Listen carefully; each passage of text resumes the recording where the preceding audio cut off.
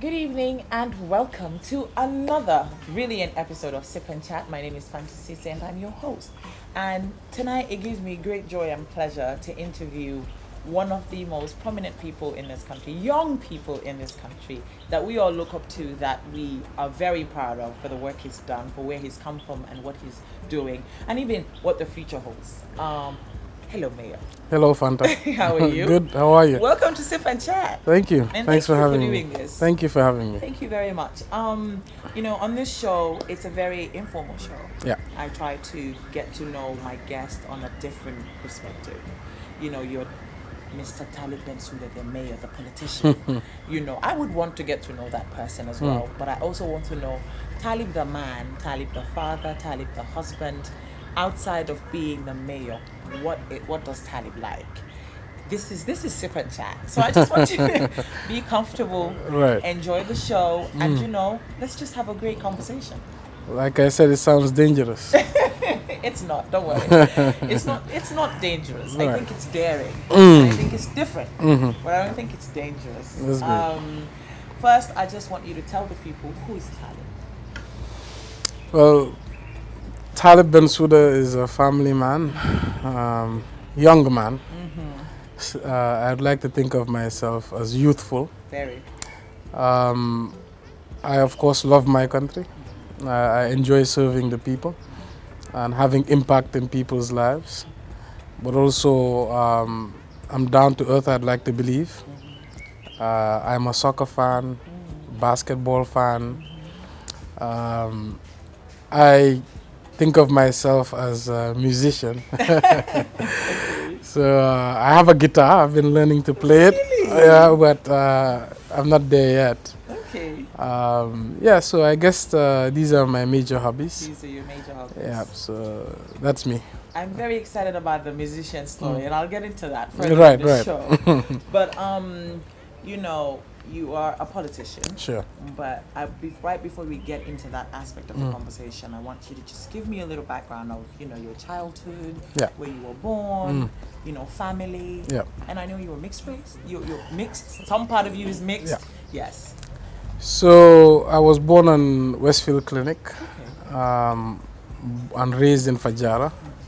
I went to Marina School all my life. From there, I went to Canada to study. I did economics, communications technology in the University of Toronto. I came back in 2010, worked for a company called Takaful Insurance, the only Islamic insurance. From there, I started a business in 2014, importation and distribution. And then I ran for mayor, and I'm still running my business. I guess previously when I was in Canada, my first business I opened when I was 19. Oh. It was a painting company Okay. called College Pro Painters. So my first job was I was painting houses in Canada. Really? Yeah, I painted houses for one summer. And then the next summer I became a production manager, and the summer after that I became a franchisee, Nice. running my business with 12 people. So after that business, as I was going to school, I decided to start a recycling company called R Cubed, Reduce, Reuse, Recycle. So it was R to the power 3. Okay.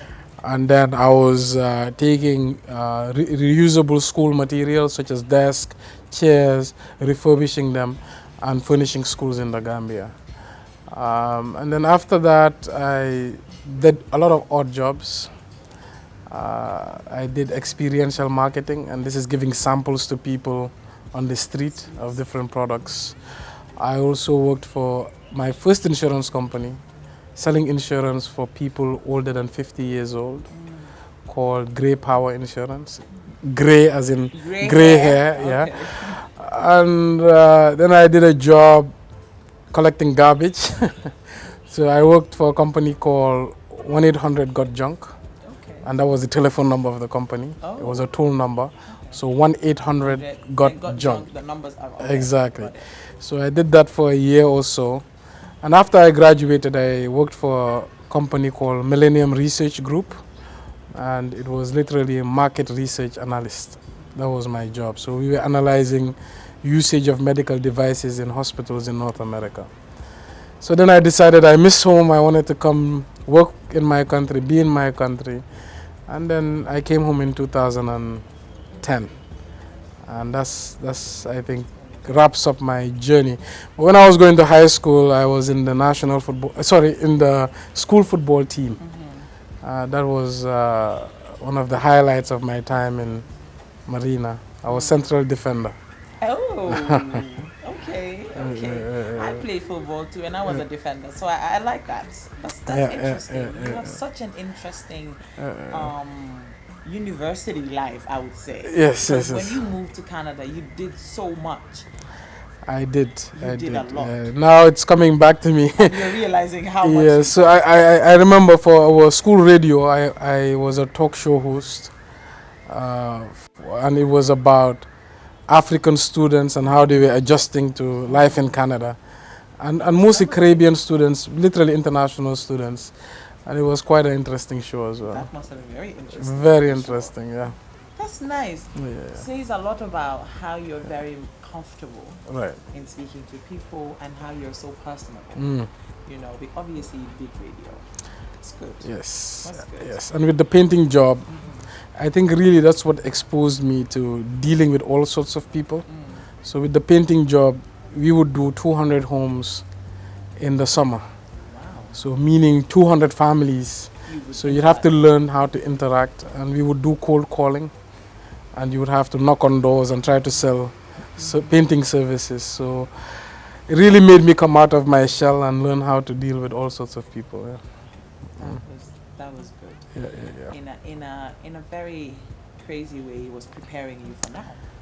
Do you see it as? I see it. Do you see I it see it. I see it. My journey really prepared me for who I am today. I think if I didn't go through that journey, I wouldn't be the Talib people know today. I wouldn't have the same confidence, the same ability to be sociable. So I think the journey makes the person. It does. Yeah. It does. Yeah. And you know, coming from the school you went to here, it's not very common that a student from that school gets into politics. Exactly. 100%. How did that happen? I think a lot of them may have an interest, but they're scared. They're scared. I think a lot of them feel that they may be too far removed from the community, from the average Gambian household. But I think it largely has to do with my upbringing as well. My mother is a very community person, and all our relatives from here up to the Nyomis, up country, we still have a very strong bond. And I think it's just realizing that all human beings are the same, and they have the same needs, they have the same wants, and just bringing yourself to everybody's level to just try to get to know them. And I think most people want to help, I think most people want to serve, but it's just a matter of opportunity as well. And they may also, like you said, they may also feel like they're very much far removed, so there's no... Exactly. But since my nomination and then eventual election and then becoming mayor, I think a lot of people in that segment of society are starting to have confidence and starting to sort of follow my footsteps. I don't want to sound like a leader, but some of them have told me that, you know, because of my entry, that's given them confidence to also enter the game, because they did not think they'll be accepted. Right. So when I was running for mayor, of course, I went through a very difficult primary election, and it was a battle that I fought and I won. And then from there, the election was also not easy. But I think it's just believing in yourself and wanting to change. I think if you have the conviction that you want to bring changes, people see that and they buy into that. They do, and they believe you. Yes. And yes. I believe when you spoke to the people, when you still speak to the people, people believe in you. People believe in you. Oh, the mayor is our mayor. You know, and once people start to link you as ours, exactly, it becomes easier to work with them. Exactly. And also, I think the work you've been doing so far is it keeps building the confidence. Yeah. Every time when you do the women's project, when you get money to distribute to the youth, and they see that you actually take it according to plan. You know, you distribute it right. You've helped the women, the circular market, like all these projects that you do. The women, especially because at the end of the day, the women rule this country. They rule the world. You know, so when they see that this is a man that says this is what he'll do and he does it, the confidence is rejuvenated. So I think the intention to enter politics should be pure. And I think you really have to want to make changes. And I think good people see that, and they come to help you. And that's literally what's been happening when I was mayor and throughout my journey is people see that I really want to make changes, and they come and try to help. And these are people from all walks of life, business people, community people, male, women, youths, grown-ups. Everyone with a good intention comes and says, how can I help? How can my business contribute? And I think this is what's helping me in succeeding in some of my initiatives. Of course, not everything is successful. Not everything is where we want it to be. I couldn't make all the changes I wanted to make. But I think we've made significant steps and improved the lives of many from when we took office to date. And I think that's what matters. That is the most important thing. Coming from a family that, you know, your parents are very successful in their respectful careers. Your mother is a very well-known lawyer, legal practitioner, basically, one of the best in this country. How has that influenced you? Because from what I understand, when you come from a family, your father's a businessman. Well, he's retired. But he was successful at it as well. And your mother being a lawyer, very well known in the country. When you come from a family like that, there's always a trajectory that they want their children to go on. The journey of either being a lawyer or doctor or a businessman, which you started off as. When you introduced the idea of wanting to be a politician, how did they take that? It was 100% support, and I don't think I would have become a politician if my family didn't support it. So I think I come from a family of politics. You asked a bit about my roots. I don't think we touched on that. So my grandfather, who is Ahmed Bensouda, migrated from Morocco in 1912. This is during World War I, and they came by boat to Dakar and by road to Kuntawur. And he came through Basse, Wuli. He started a butchery there, and then he came to Kuntawur and started a shop there, CRR North. And during his time there, he met Sadauda's father, who is Almami Jawara, and they became good friends. So Sadauda's village and my father's village, Kuntawur and Barajali, they're like neighboring villages. And when they became friends, he literally gave her his daughter to marry, and that is Nanonding Jawara. So Nanonding Jawara and Ahmed Bensouda got married, and my father was born and his siblings. So of course Jawara became the first president. 2-3 decades later, became the first president of the Republic of the Gambia. And one of my father's brothers, Talib Bensouda, became a member of parliament in Nyani. So he went for elections twice. The second time he was went uncontested. So I guess then my father worked in government as a permanent secretary. Met my mother, who was working in the Solicitor General's chambers, Attorney General's chambers. And then we were all born. So we were all born into sort of a PPP family. So we knew all the usual suspects, the Abu Dentins, you know, Ibu Jans, the Omar Khans, all those guys. So we always heard them talk about politics. We always heard them talk about the state of the nation, etc. So I think naturally, we just had an interest in the direction of the country. And I guess you said you met some of my friends, and I did. and they This is what said I'm saying. I was a very political This is person. what I'm saying. Yeah. I did, and they did tell me, which is why I'm saying, Yeah. even when, because now you're a mayor, Yes. but even when you were back then in Canada, you were always into politics, Always. and you're a mayor now. Yes. In 2026, are we looking at presidential candidate? I wouldn't go that far. You know, because I will just put this out there. If you did, you would have the people behind you. I'll just say that. If you did, you would have the people. So I was always into politics. So from 1994, really, from the coup up to 2003 when I left, I sort of lost hope in Gambian Gambia, politics yeah. because we had an autocratic regime.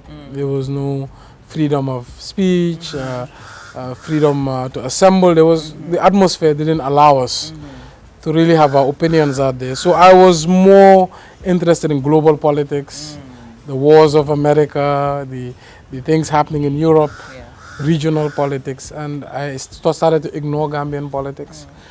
But from 2010 when I came back, I started having an interest again because now I live here as an adult and I see everything and I feel everything. And 2011 was the first election I voted in Gambia. And then from there, I just wanted change.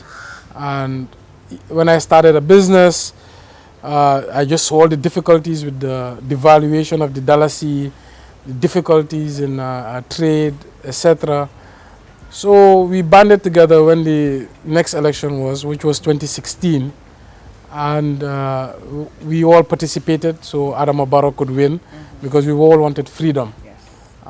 Young, aspiring youths who want to participate in the political atmosphere in their country and also want to do well and grow up in their country.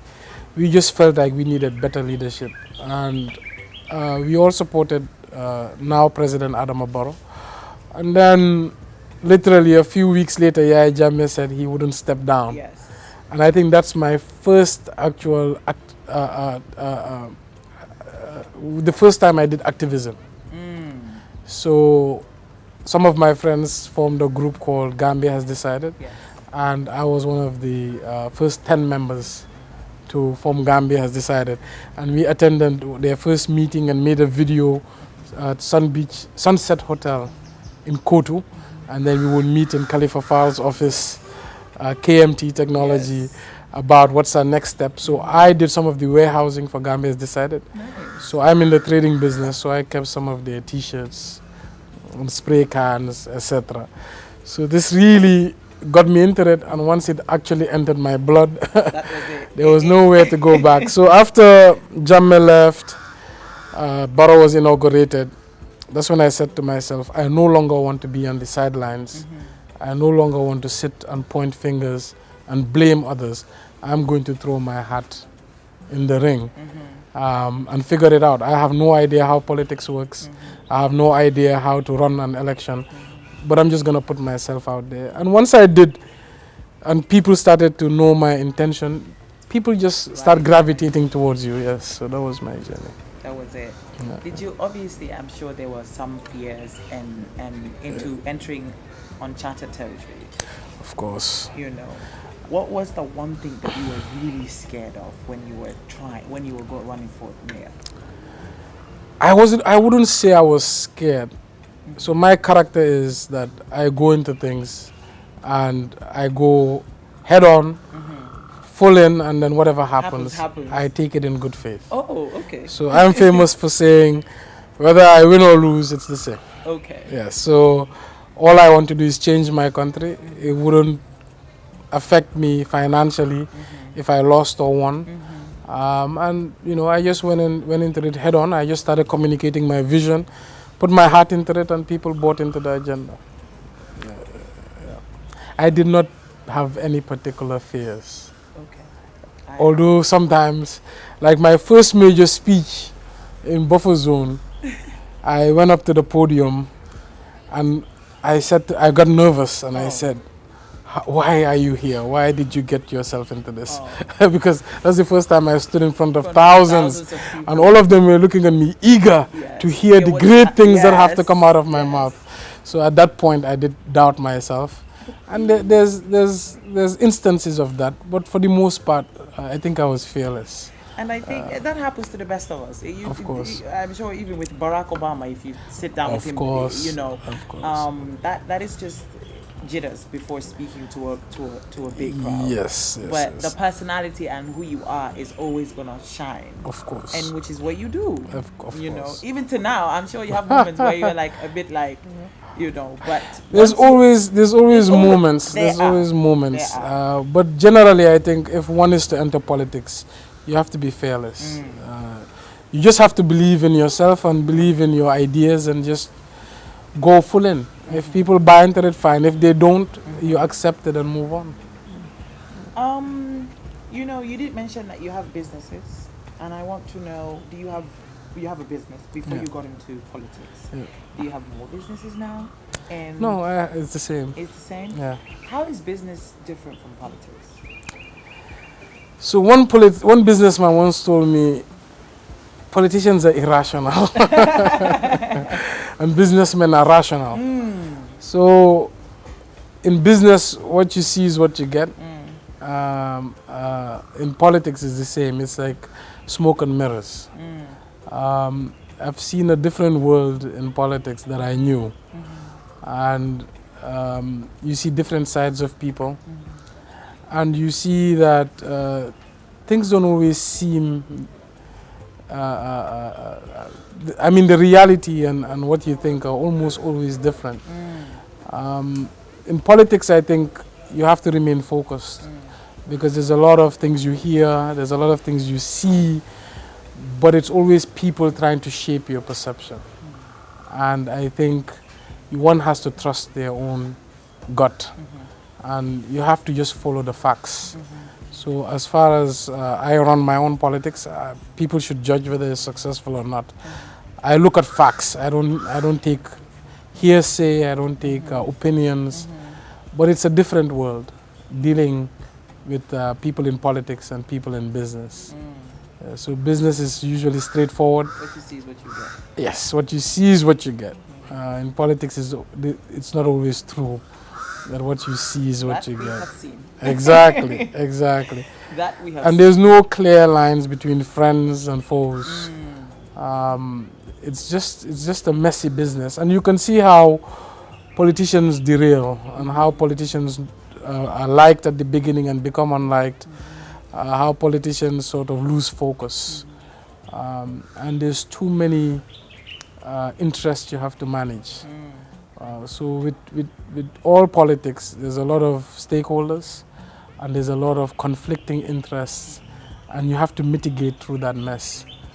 How do you mitigate between two people who supported you or two people in your constituents who have different agendas or who have agendas on a collision course? And that's where the people skills come in. You seem to have mastered this, so I'll ask you this question. Yeah. How do you assess your time as mayor so far? How do you assess your time as mayor? I think it's been a great ride. I think there's been, on personal level, a lot of personal growth. However, it's been also very challenging. I've seen, like I said, a different world that I knew. When I was going into it, of course, I had a lot of assumptions that are not true now. And there's a lot of challenges I did not see coming. And I think with everything, with all the circumstances that I've faced with and all the opportunities, I think I did the best that I could under the circumstances. So for me, it's every day wake up at 5:30, get to the office by 7, and while you're there, do everything you can to make people's lives better. If you do that with 80% of your time, you'll be a successful politician. And as a man, Yeah. you've said that you've grown a lot. Of course. What are some of the things that being a politician has changed or helped you grow in? As a man outside of politics, I know you're a politician, Yeah. but when you put the politician hat aside, as a man, this journey so far, how Yeah. has that changed you? I think I'm more patient. I think I listen more than I talk. I think I take my time before I make rushed decisions. That's good. I think I am more attentive to to people and trying to understand why they do things or why they make certain decisions. And I've come to understand that not all people have good intentions. I think others are more corrupted than some, and some are just manipulated. But I think everybody wants the same thing, which is a good life. And you just have to use that as the basis, and then you deal with people as they come. Of course, we have different values, we have different upbringings, different principles, and that makes people take shortcuts, take corrupt routes, or take the right route. But the bottom line is everyone's just chasing after one dream. And you just have to help people understand that there are rules and there's way to get where they want to get.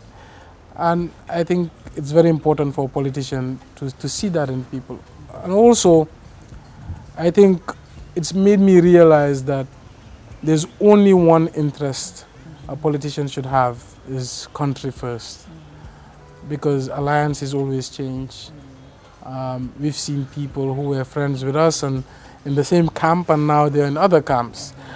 And that shouldn't really make you change your relationship with them. What should be the fundamental reason you should be friends with someone or not should be if they are doing things for the best interest of the country. Because I think every politician first enters into politics for the progress of your country. And then along the way, party politics corrupts you. So I think for me, that's something also that has changed. I always look at someone in terms of, does he have the best interest of the country at heart? And that would judge our relationship. That's just, that is definitely an evolved man. You did mention that. I'll just ask this question and we'll go on our first break. But you did mention that you've had people in your camps that are in different camps now. And do you feel like even after you know their intentions, do you still feel like, okay, that's against us now because they've shifted camp? So I don't see politics as a game of enemies. I see it as a game of competing interests. And some of our interests are the same. I see some people on the other side of the aisle who have exactly the same intentions as I do. The only difference is we've pledged loyalties to different colors. And for me, I wouldn't take that. I would take our mutual interest for the benefit of the country first. So I have self-declared NPP people in the core of my operation. So one thing I do trust is that they have the best intention of the municipality at heart, and that's the basis we work on. And sometimes we joke about our political differences. So I think if we all treated politics that way, our country would move a lot faster and it will be a lot more stable. Because at the end of the day, one has to ask themselves, what are they really subscribing to when it comes to party politics? Is it truth they're after? Is it the best interest of the country they're after? Or do they just think that's the best vehicle to get to a position they want to get? So I think if it's the former two, then that's good. But if it's the latter, I think that's always bad. So why did you decide to join UDP? So when I was joining UDP, there were several factors. One, this was the principal party who stood up against Yahya Jammeh's authoritarian regime. And they showed themselves to be selfless, prepared to sacrifice for the country. A lot of them died. A lot of them were tortured. A lot of them were maimed. A lot of them lost their properties and their wealth. And so for me, that was one of the number one reasons. Right? These are people ready to sacrifice for the prosperity or to free their country. Secondly, I also looked across the aisle and I saw in UDP we had more people with the capacity to run the government. I find that we have more intellects. When I talked to people ready and capable. So I am originally from the PPP family, but PPP sort of morphed into UDP, and most PPP members became UDP members, fighting against an autocratic regime. So I also had a bias towards them, to be honest. And I think for all these reasons, I decided to run under the UDP ticket. But I just want to make one point clear. Even though I had my bias, if I felt UDP wasn't the right party for Gambia, I wouldn't subscribe to them. Hold on. We'll go with our first break. When we're back, more with the mayor. The pride we take in our brand, the work we put in to constantly change the landscape and elevate real estate in the Gambia, it's compared to none. From inception, our goal was to add value to the beautiful Gambian landscape. That's why we are proud innovators of community estates.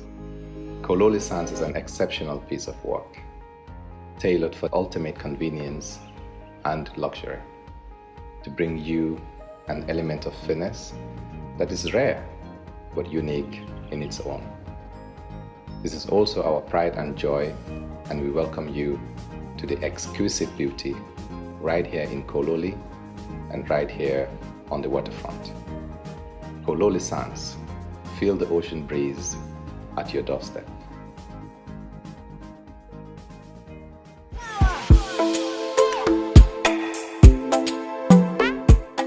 Welcome back after that break. A massive thank you to Global Properties for being a part of the Sip and Chat crew. We are really appreciative of this support. I'm here with the mayor, and after the break, I do want to touch on the work you've done so far. Yeah.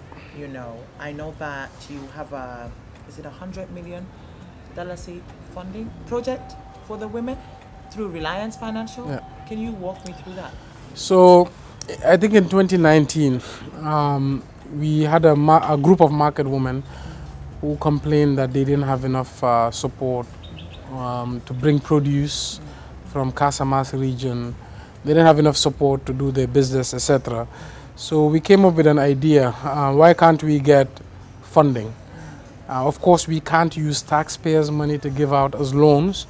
So we talked to Reliance Financial Services, and they said actually they had a product called Dolel Jigen that they wanted to roll out. So after we studied the product, we said, well, we're dealing with community people, and a lot of them don't have the necessary background to give you collateral. So we started removing the barriers that could prevent someone from having access to finance. And so jointly, through our ward development committees and councillors, we created a product that would give women access to finance and support them in their business.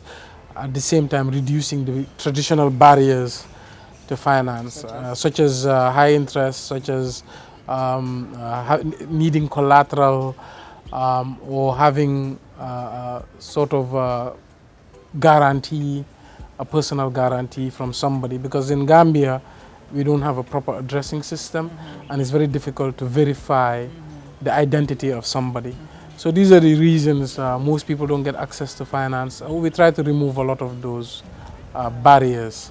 So they just removed it. So Removed it. Yeah. So what they were basing their guarantees on, I forgot the exact term. It's been a couple of years, but it was sort of a social guarantee. Okay. So in a group where women were sort of a CAFO, Yes. or women's group, where when one needed a loan, the CAFO would know of So they your would loan. kind of vouch for you? Or? Yes, they would vouch for you, Okay. and then you wouldn't want to disappoint them, Yes. because that hurts another person's chance of getting the same loan. Okay. So because of that social pressure, Okay. that's the mechanism they used. We used the same structure to do one for women, Okay. for youths, Yes. and we decided to go with a different finance company called Supersonics. Okay. So there was a 20 million youth fund Yes. set up on the same principles. Okay. And okay. So and with the youth, what exactly was it? Did they have to come up with a plan of this is what I'm trying to do, and I need this amount? So I think one of the conditions was they had to go through a course at Empretech. Okay. so they can learn some business skills. Okay. Because we wouldn't want to encourage loans that youths would not be able to pay back, and also give them money that they couldn't use to invest in something productive or viable that can bring a return. So that was one of the major conditions. And I think the microfinance organizations were focused more on asset financing, so buying the tool for you rather than giving it the cash, Yeah. which you could probably have 1,000 tendencies to misuse. So that was also another thing they were doing. Okay. Yeah, And now that has been what, 2 years? 2 years? it's been almost 3 years. 3 years. Have they? How would you assess them from then, when they were given the loan, Right. to now? So we haven't had a recent report Okay. about how it's going, but before COVID, before everything went upside down, Yeah. we had a lot of good news that it was being used. I think at some point, the women's one had given about $50 million worth of loans, and we haven't had any complaints of defaults Okay. and the like. Actually, I knew of one lady in the market who grew their business about double the size from just from that, Nice, from yeah, that loan. yeah, from that loan.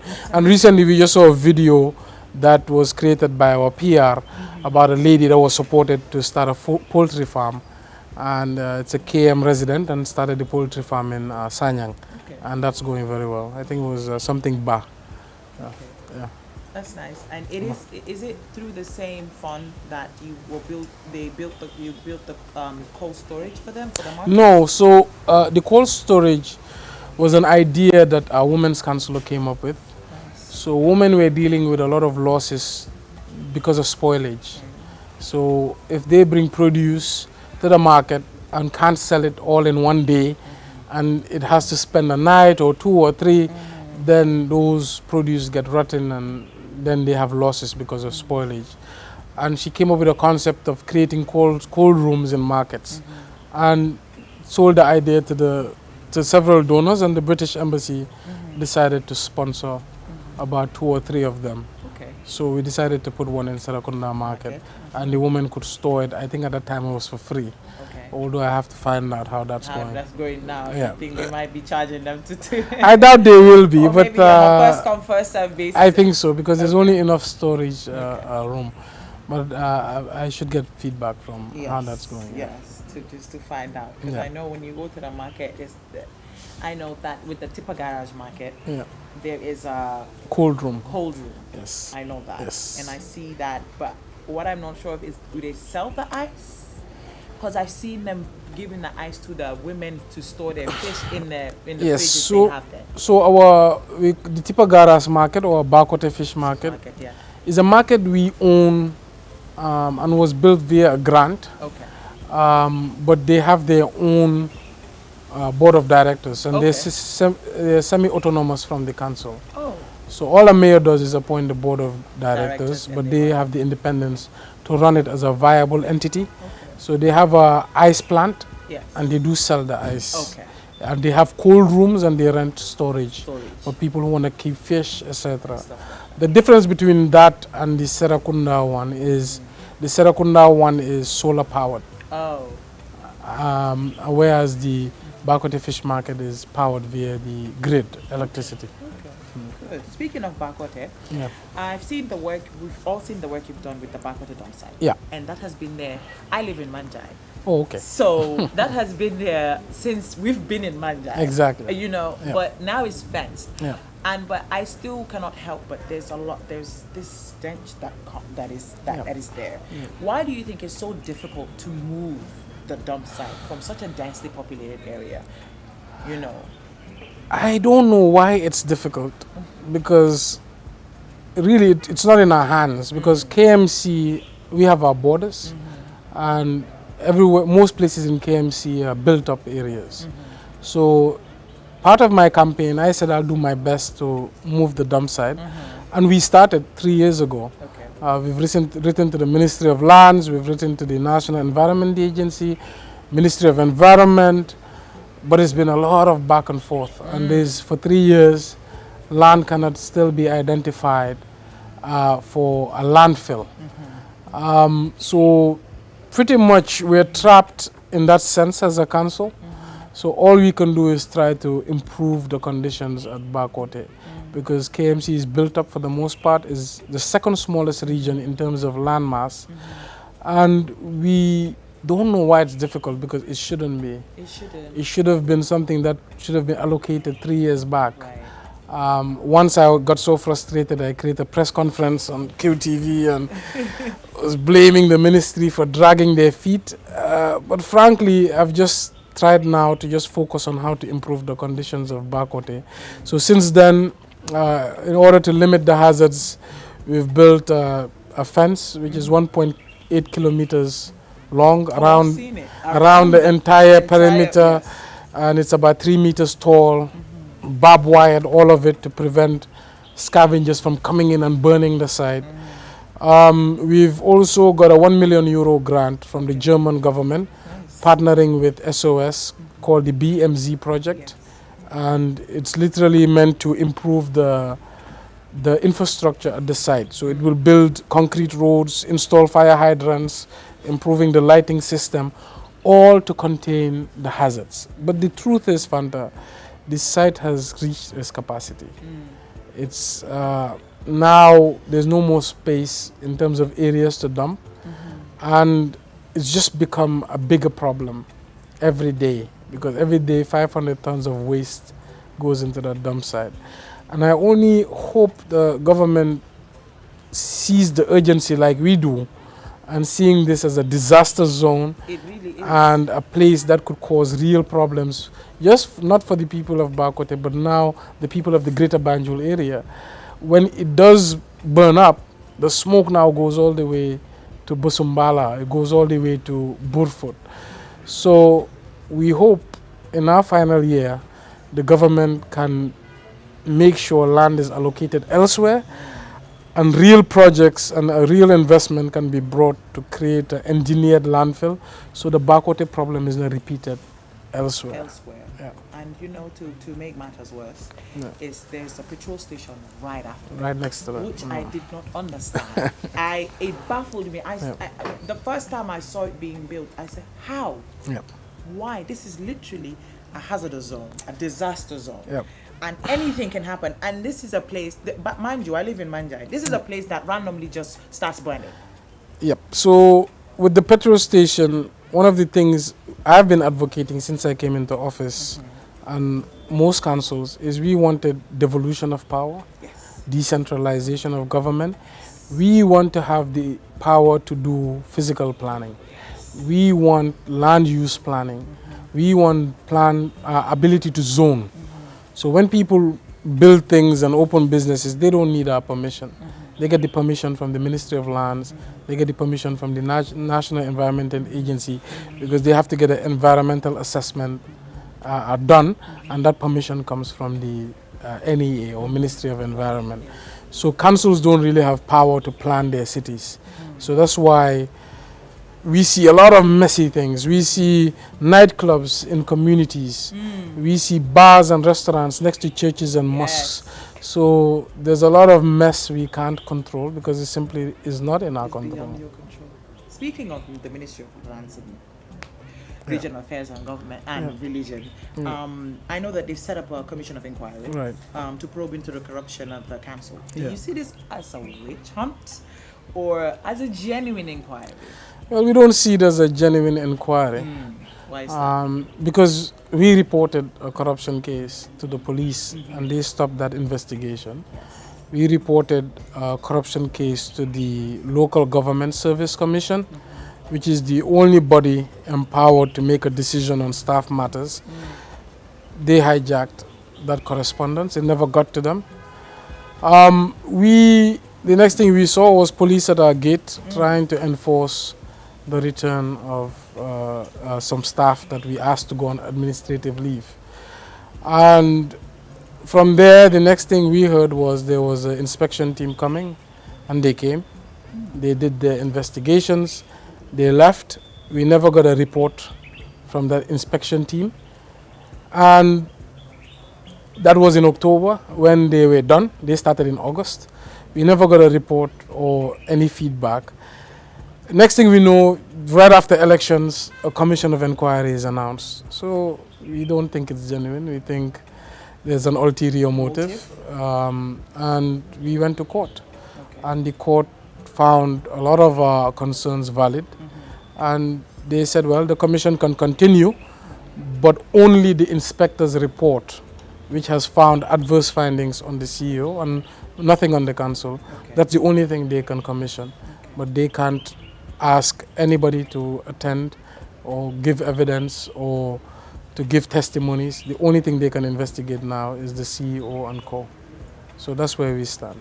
Does this make you apprehensive In of terms of them coming for you and your I would say your circle?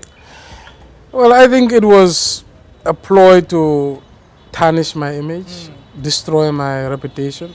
We spent a lot of time, hard work, Yes. selfless hours trying to build our municipality, trying to work for the people and make their lives better. And I think this was just an attempt to destroy that, to smear us. And they started, although I think most genuine people, most right-minded people just could see right through it. And in a lot of ways they failed in that venture.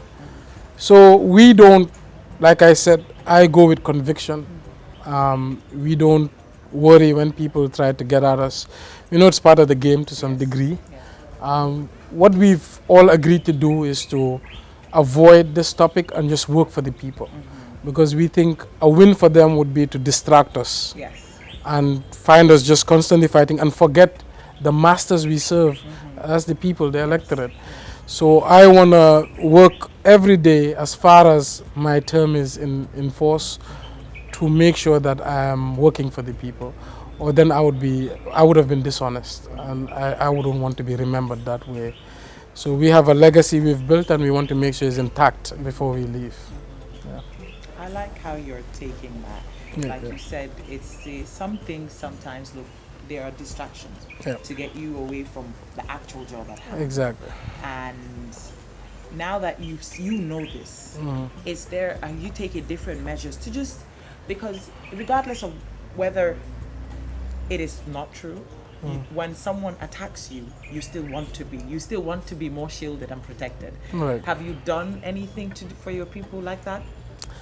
No, because look, I have worked every day as honest I could be to the best of my ability, and I know there's nothing one could find that I did knowingly wrong. Yeah. There's nothing one could point to and said, this is where the mayor tried to do something bad. It's impossible. It doesn't exist. Your hands are clean. So I just work every day with a clean conscience. At the end of the day, there's always going to be political talk. There's always going to be people in the media saying all sorts of things. It's part of politics. There's always going to be one thing or the next. And even before I became mayor, some of these things started. And you just have to take it like that. So to every aspiring politician, now I know new politicians, and before they come into it, they get upset. Look, they're already attacking me, they're lying about me, and I say, look, this is the game. It's you can't just get one piece of it. You get the whole. You'll have supporters, you'll have people who are against you. You'll have people pushing your agenda, you'll have people lying about your agenda. But as far as your conscience is clear and your reasons for wanting to be with it are clear, you have nothing to worry about. So I don't go about saying, oh, I'm going to defend myself. No, I think that's what they would want. Yeah. So for us, we have just called everybody, staff, councillors, and said, look, let's just focus. And let's not get to this stage and allow our agenda to be derailed. At the end of the day, history judges people. If you always worry about sound bites, you're always going to get it wrong. Because people forget sound bites, but they never forget your legacy or the history and the impact you had on their lives. So when I think, that's how I'd like all of our council to think. Let's think of 10 years down the line, what people would say about us. That's the most important. That's how you sleep at night. Is that how you deal with the media as well? That's how I deal with the media. I'm not against meeting the media. I get asked all sorts of questions. Hard questions, easy questions, controversial questions. But I just say the truth, and people can take it how they like. But at least at the end of the day, I can sleep knowing that I've said what I believe. True. Yeah. What do you think of the growth of Gambia since the Barrow government? Well, I think there's been good things, there's been bad things, there's been really bad things, like all countries. But I think we could have been a lot further than we are.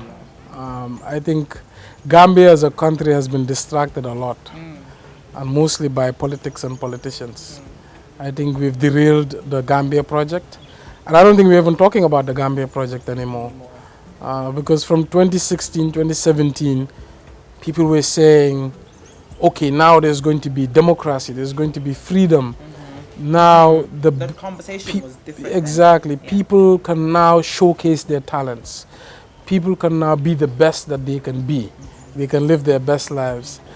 And I think we got a lot of international sympathy and people who bought into that idea. But I think somewhere down the line, people interfered and we got into our own way. We lost the plot, we lost track, and it was about political dominance instead of improving people's lives. And I think Gambia has been stuck in perpetual political adversary, a political atmosphere or political conflict since 2016, and we've not been able to shake it off. So everybody's just trying to think about how can I win, how can I defeat my enemy, how can I get one on somebody, and everybody's forgotten about the average Gambian, the cost of living, Honestly. security, basic needs and services. And nobody talks about that. Just this morning I sat and electricity went off 5 times in 3 hours. And at night you'll get no water. And Even during the day where I live, we don't get water. yeah, you send somebody to the shop and you think yesterday, man, is $15 here or Yes. $20. I was like, what's going on, And Ramadan is right around the corner. So, and I went to Liberia recently and my driver was driving, he's a Monrovian. And I asked him, I said, how is inflation in Monrovia? And he said, what do you mean? I said, what's the cost of a bag of rice? What's the cost of basics? Have they been going up? And he said, well, basics have been stagnant in price for the past 2 years. And I said, well, what do you mean? The whole world, prices are going up. And he said, well, here the government has an instrument that intervenes when the price goes up. So basics will always be cheap Nice. for the average Joe or the poor people. And I was like, wow, that's Brilliant. thinking, that's Yeah. somebody working. In our country, it seems there's no control. So I think if we were focused, these will be some of the solutions. And I think everybody should come together. I have no problems working with the government, even though we are different parties. Yeah. I would love to inaugurate a project and have Barrow come cut the ribbon, as far as I got their support and I was able to implement it. Because at the end of the day, and I always say this, I'm going to leave. Yes. Barrow will leave sooner or later. And who will stay? Gambia and Gambian people.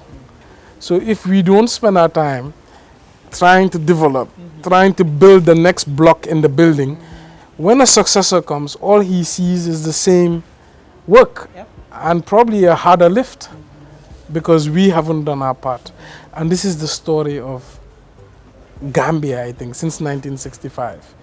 We have not been building the floors. Isn't that sad? It's sad. I mean, I don't know how to put it. It's sad. I always tell people, what you see is the reflection of who we are. If you go out in the environment and you see litter all over the place, don't blame anybody, blame yourself. So collectively, who we are reflects in our environment. True. If we are people who were doing the right things, we were working together, we Taking were care cooperating, we were taking care of our country, we were investing in our country, we would see it. So if the environment is poor, it is dirty, it is not going forward, it's a reflection of us.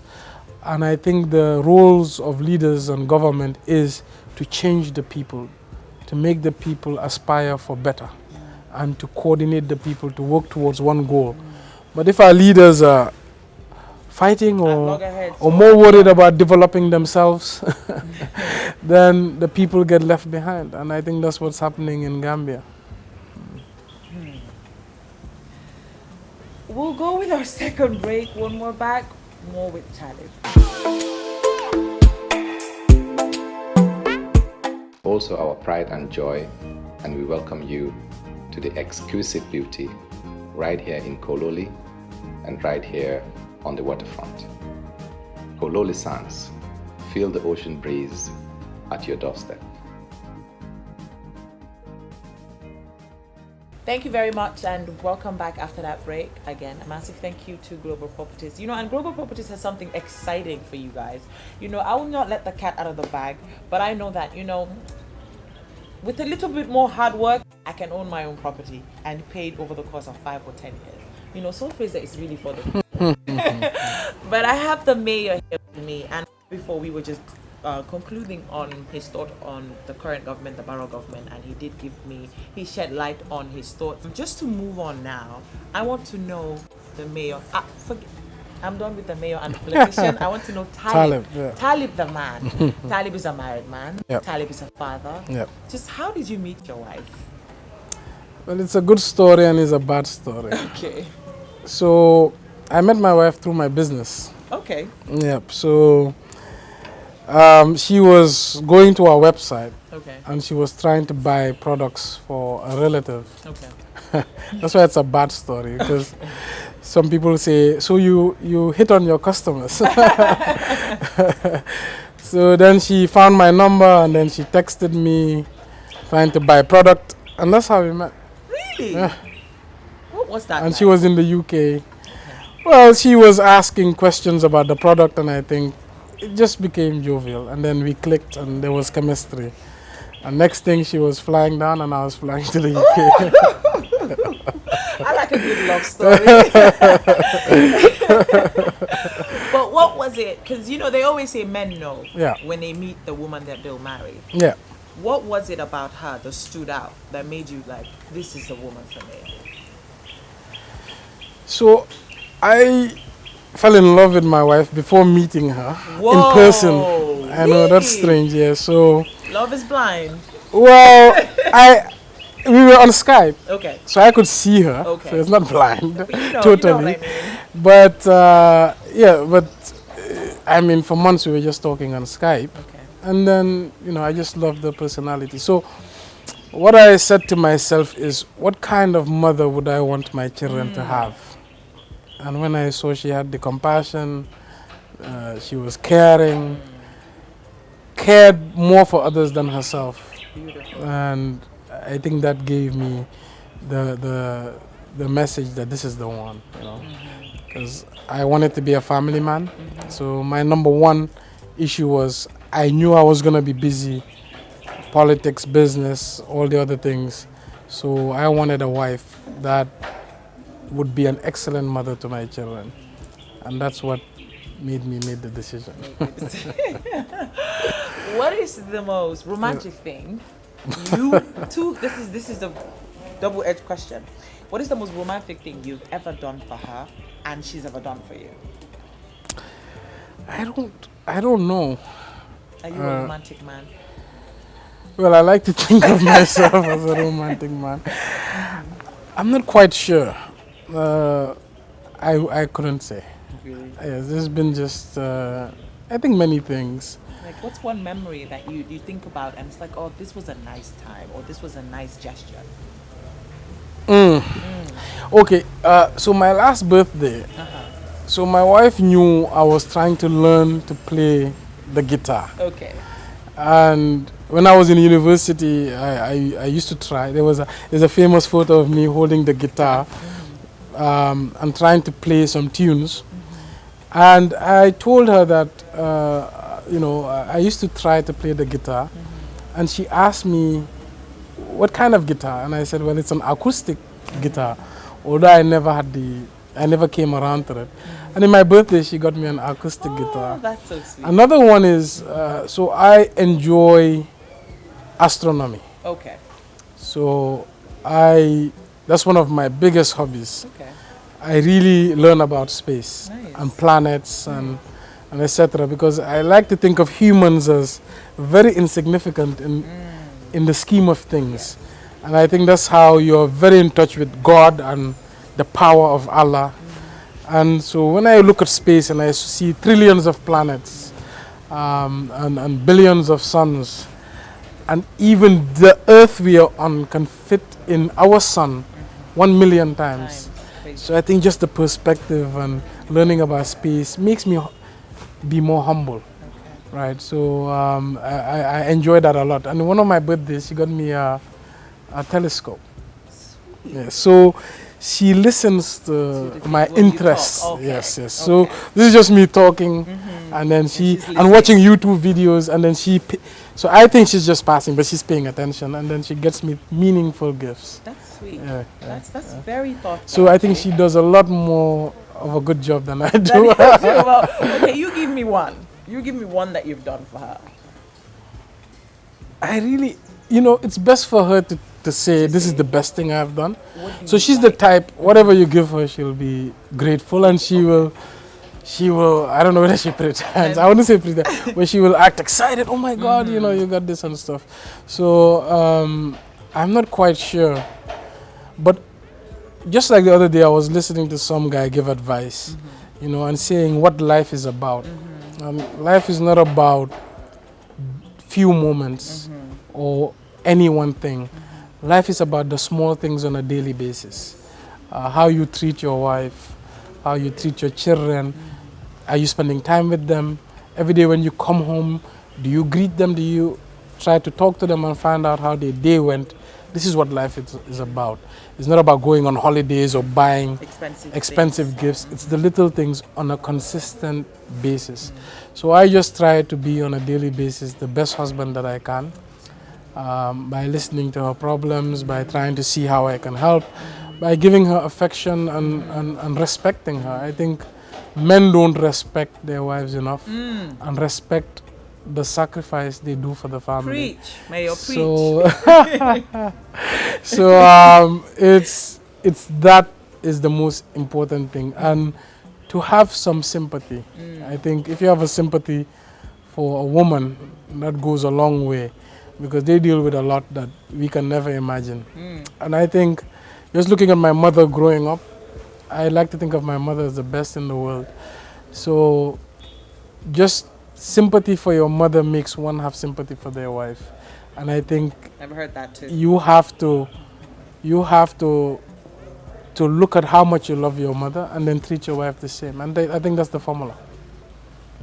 I like that. You mentioned something that when I have male guests especially, well, I talk about it with the women as well, but with male guests, I like to get their perspective on it. What is your take on Gambian men today and how they treat women?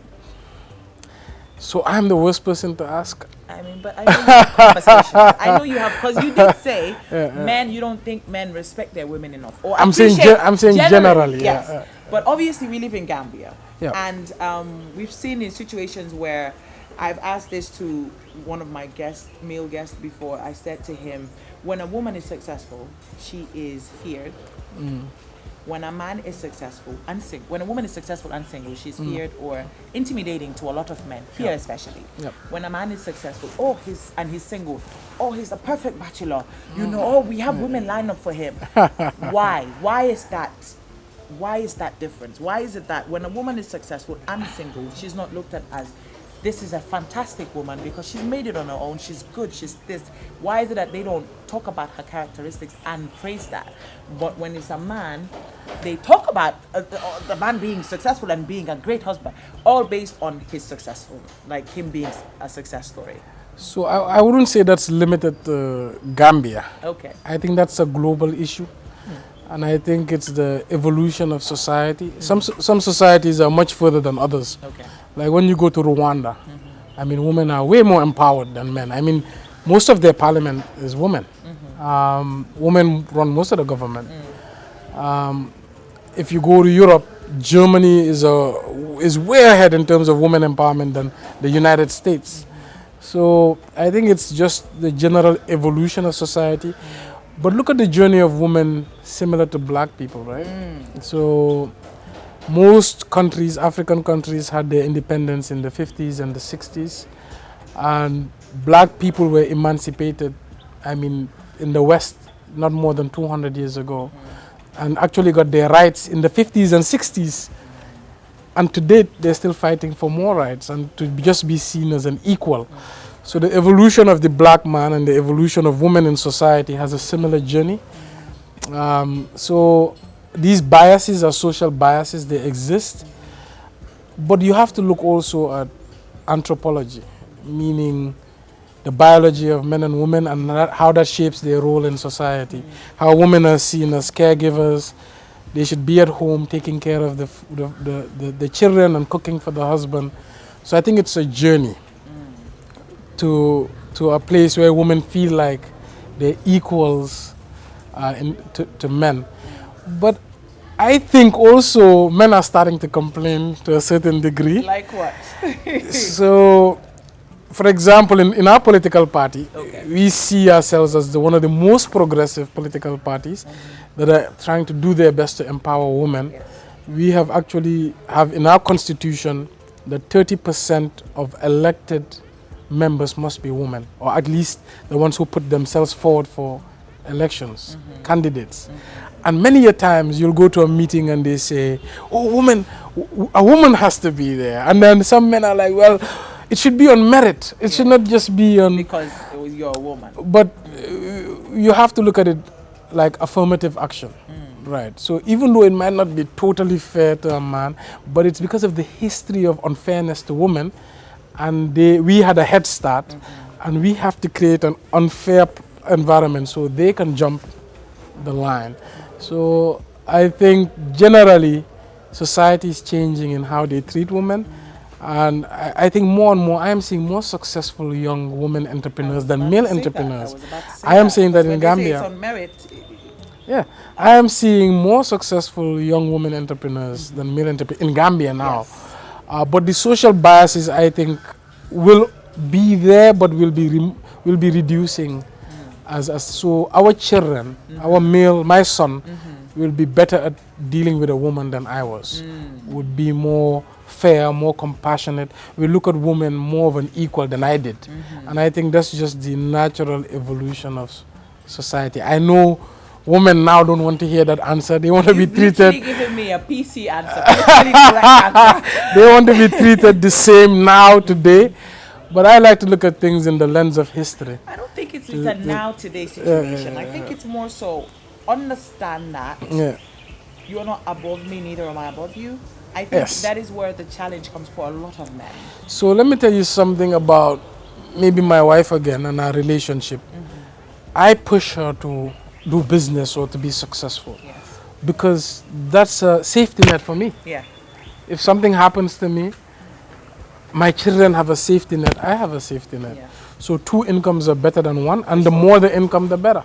So if my wife is successful in business, she's successful at her work, that's good for me. You know, because if anything happens to me, she's there. And secondly, if her income is large, then we can get more things that we want and solve more problems than we would have. So I don't think any intelligent man should want a one-income family or to want a family where your wife or your partner is not successful. And I think generally successful women make up successful societies. Because when a man is successful, only he is successful. When a woman is successful, the household, the community is successful because they do more. They do. Yeah. They do. The natural nurturers, they're natural caregivers as well. So in anything that they do, they multiply. That's the thing. And your most children, they say a son's first love is their mother. Yes. So You said that in the conversation as well. Right. So most children look at their mothers as their biggest influences. Yes. So today, my character is shaped mostly by my mother. I used to watch her wake up at 4 a.m. You know, most people assume that Bensoudas were always well off, and that's so far from the truth. I saw my mother unemployed from government on a low salary of I think 5 to 10,000 in 1990s. And then she started her practice, and I saw her build from the bottom up. And these are days of waking at 4 a.m. and seeing her typing and coming to wake us up at 6 a.m. while she was already up. So a lot of these traits of working hard, at the same time being compassionate, is all things we learned from her. So in our family, when you come to the family home by 7 a.m., everybody's out. Oh, wow. Yeah. So people are surprised. I'm in the office every day as mayor by 7 and later 7:15. Really? Yeah. But also because you, like you said, you watch your mom. It's become my natural character your now. Natural character. Yeah. That's fantastic. And you know, I've seen your mom at the gym at 6 a.m. Right. You know, and I've seen you at the gym. You've seen me and all my brothers yes, at the 6 gym, a.m. at at the 6 gym. Yes. Are you still going to the gym? Yes. You are? Yes. That's nice. That's good. We'll just round it up quickly. On the show, I talk about mental health a lot because I do believe we don't talk about it enough. Sure. Especially in our communities, we look at it as taboo to speak on it. Yeah. What is your take on mental health in Gambia? I think Gambia only looks at mental health as an issue of people who are clinically, is it correct to use the word insane? Yes. Yeah, people who are clinically insane. Yeah. I think that's what we term as mental health. A madman. Kirafadov. But I think there's more mental health issues in our community than we'd like to acknowledge or we'd like to accept. I think for somebody to accept that I have mental health issues is very difficult because it's taboo. It's like if you tell somebody, do you have mental health issues? It's like telling them dangadof. And that's an insult in our culture. So I think people here are struggling with a lot of mental health issues, and that comes from stress related to poverty, scarcity, stress related to community issues and social constraints. They believe the family wants them to be a certain way. And I think living in community homes, there's a lot of pressures that are there that make people struggle. And we tend to suppress and hide it instead of tackling it and dealing with it. But also, I would say, because of also the way we live, mental health in certain aspects is a lot better than, let's say, a Western country, because we have a lot of social contact. Whereas in a Western country, people are very lonely because of the way they live. If we only could acknowledge mental health, I think that would take Gambia a lot further than most countries. But in our society, there's too many things we term as taboo, and so the problem just gets worse. Especially in our men.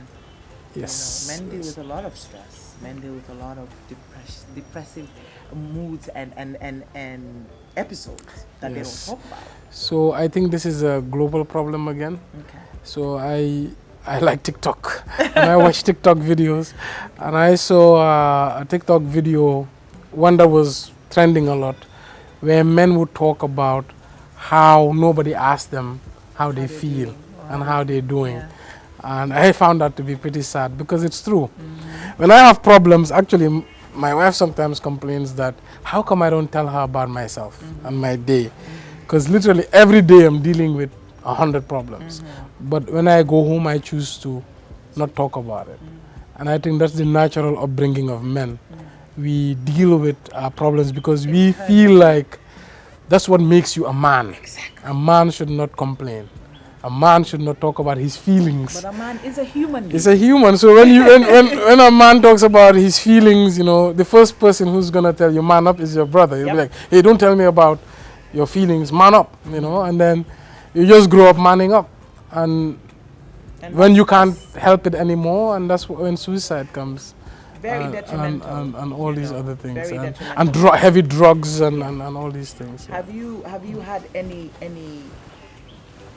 encounter with someone with that, or yourself? Have you had any moments where you felt a little bit out of it? I think every human being had mental health moments. Yes. I wouldn't say issues, but I would say moments when they think they're going insane. Moments when they feel insecure about their sanity. And it's life. It's difficult. Life is the most difficult thing. You know, so it's the most difficult thing one can ever do, is to live. And there's nobody in this world who's entirely happy. There's nobody in this world who doesn't have challenges. That's why be careful what you wish for. Right. Everything that you get has problems. and comes with a different territory that you did not imagine. You want money? Money has problems. Yes, How do you de-stress? I think one needs to compartmentalize. I de-stress with music. Okay. I de-stress just playing with my kids. I de-stress by just chilling with my friends and making jokes. Actually, I have moments where I don't accept talk of politics. Okay. So when I get home, there's no political talk. Fantastic. Because all day that's what they do. Yes. All day. When I get home, I don't talk about the council. Nice. I don't talk about the business. I try to talk about other things. And when I was younger, we had a rap group that I was part of. And You really love music. when I was with G, when I see G, I laugh because he was part of a rap group at one point Okay. called Killer Seeds. And then after our group broke up around when I was 12 years old, and I had a new band called STD. So there was Ski, Okay. I was T-Weed, Okay, Tiwi. and there was Dags. Okay. So we ran to people and said, oh, we have a new group, it's called STD. And there was a very smart girl in our class, he said, sexually transmitted diseases? Then we were like, let's change it. Now it's SDT. Yeah, so that was a funny moment. So I listen to old songs like that, and I just found these things very funny. Well, Yeah. thank you very much. Thank you. I appreciate the time. I appreciate you sharing your life. Yeah. And I actually want to have a follow-up interview just to ask you about your guitar lessons and your music lessons. Oh my God. Because I'm very curious about that. And just lastly, thank you very much for your time. Yeah, And I know I asked you this before, but 2026, are we going to see Talib in the forefront? No, Presidency? nobody knows. In politics, nobody knows. So when I was running for mayor, I wanted to be a parliamentarian. Really? Yeah, and I ended up as mayor. Nobody can tell you what they're gonna do until they do it. But okay. No. Thank you very much for your time. Thank you for spending this day just letting me and my viewers get to know you a little bit more outside of work. It has been amazing, and I appreciate it. Thank you so much, and I appreciate everything that you do. Thank you. And you have a full support. Thank you. Thank you you. very much. Well, this is all we had for you. Sorry we couldn't do the Never Have I Ever segment, but I will get here. Thank God. He's happy about that. I will get here for that. But thank you very much. Thank Till you. we come back your way again. Yeah. This was the Sip and Chat segment with the mayor. Peace, love, and cha-ching, cha-ching. Bye-bye.